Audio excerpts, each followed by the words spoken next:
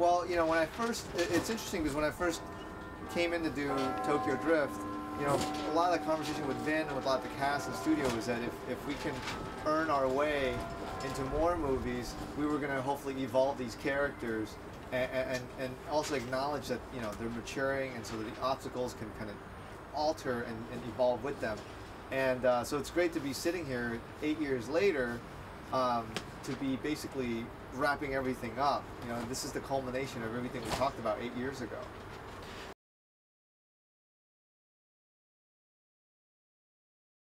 Yeah, I mean, on a personal level, I always want to challenge myself and use everything that I've learned and just always try to take it to the next level. And that's part of the fun. And at the same time, I think every chance we get to make another one, it's a privilege. You know, it's something that we've earned, that people have embraced and want to see, and I want to make sure that we deliver that. But I think at the heart of it is not losing sight of the fact of why this franchise is successful, and evolve that, you know, evolve that theme of family. And what is it about the idea of family? Is it about freedom, trust, sacrifice? All these themes are very rich and important, and we have a lot of characters to explore that through. And so I think as we've grown, this thing has been mapped out to be, you know, the 4, 5, and 6 was always mapped out to really explore these characters that we met in the first 3 Fast and Furious movies. And so naturally when you do that, it's just going to keep growing. And I think that's the best way to not force it, make it artificial, is to let it grow on its own.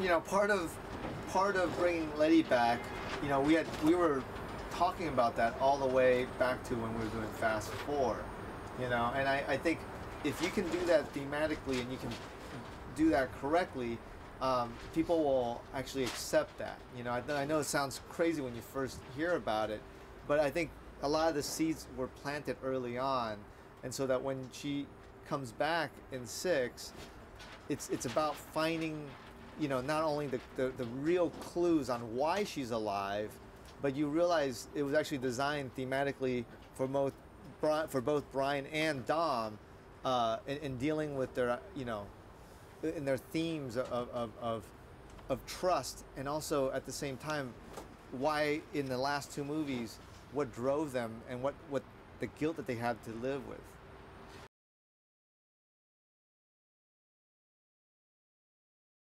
The thing that was exciting to create the character of Shaw was because I think Dom at this point after Fast 5 has become so iconic, not only in character but also in his ideology, you know, his philosophy of family and, you know, loyalty. And so it became very organic to that if you were going to go against that it can't just be a baddie, you know, he just can't be a bad guy. And I think Shaw, I wanted to make sure that there was a character that has a valid philosophy that directly challenges Dom and his.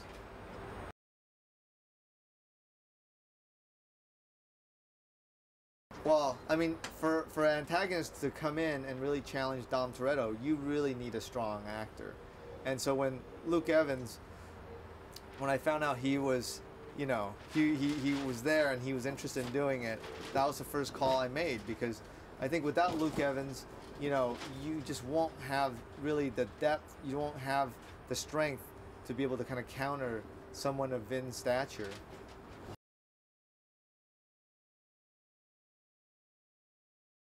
The idea of coming back to do Fast 6 and making it the culmination of this chapter of Fast and Furious was definitely a challenge, but I felt it was important and it was a challenge worth taking, you know.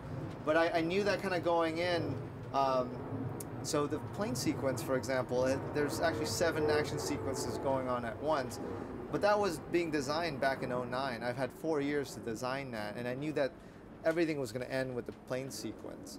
But at the same time, there was challenges even in, you know, a lot of the fight scenes, and those were designed for character moments, you know. And just organically, I think as we were wrapping up Fast 5 going to Fast 6, it was great because, again, it was not artificial in saying that we need it to be bigger, we need more. It just, because we were bringing all the characters back, it just felt like they all needed to prove a certain, point in where they are in their arc, and it just became very organic to design all that.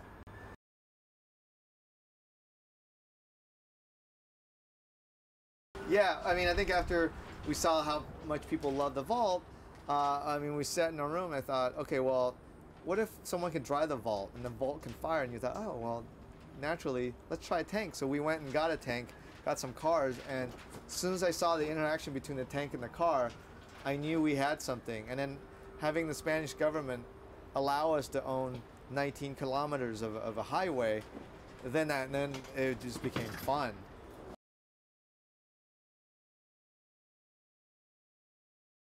Well, I think at its core, the girl fight, it's been dubbed, it was crucial in the sense that it was the first step for Letty's arc of trust and self-discovery, and so it was designed that way, and to fulfill that, I needed Michelle to really basically do the whole fight herself, and of course then I brought in Gina, who we know can do everything herself.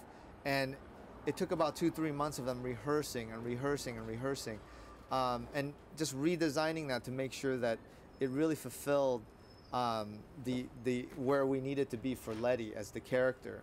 But at the same time, I think a lot of the crew, you could feel the excitement, because I think everybody was kind of feeling that it could challenge and then potentially be the best female fight in cinema, and I think, not to boast or anything like that, I think that's a challenge worth taking, and so everybody from, Gina and Michelle and the crew, like everyone stepped up to make that happen, because we knew the significance of that sequence and what it could be for the film, but also for cinema as a whole.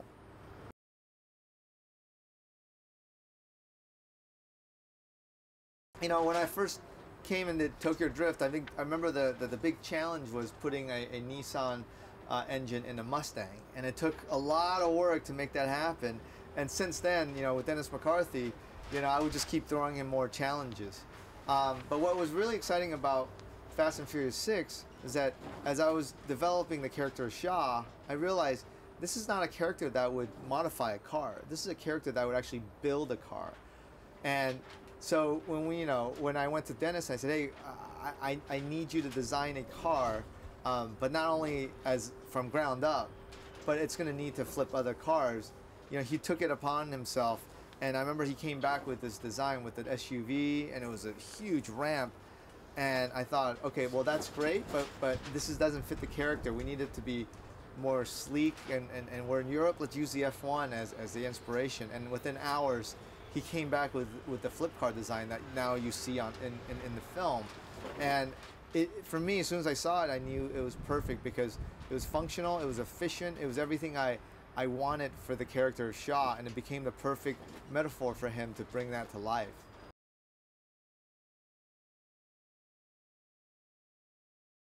After Fast 5, I traveled around the world to find, the next, city to really kind of explore the Fast franchise. And as soon as I landed in London, it just felt like the right place. London is huge, but it's very multi-ethnic, it's very diverse, and it just has a lot of history, and just seeing that, I felt like, wow. Even just walking in Piccadilly Circus, I remember thinking, wouldn't it be cool?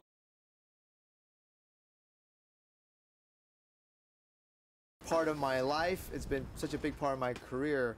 I've grown up, making Fast and Furious films, and it's become a big part of my growth as a filmmaker, So, and it's also allowed me to basically be in a place right now that I can do a lot of different things, and all this I owe to this franchise. So it's quite emotional to now walk away from it, and at the same time, I'm very grateful that it's been a choice that I get to make, to be able to come in the franchise, help evolve it and build it to a point where now it's at its peak, and to say, okay, well, I've done everything. I want to see another filmmaker come in and do it. It means a lot, it's not bittersweet in the sense that well, you're getting pushed or this is not doing so well. We're at the top of the game, and I feel like it's in great shape, and I can't wait to see what another filmmaker is going to take this franchise, the direction it's going to take this franchise.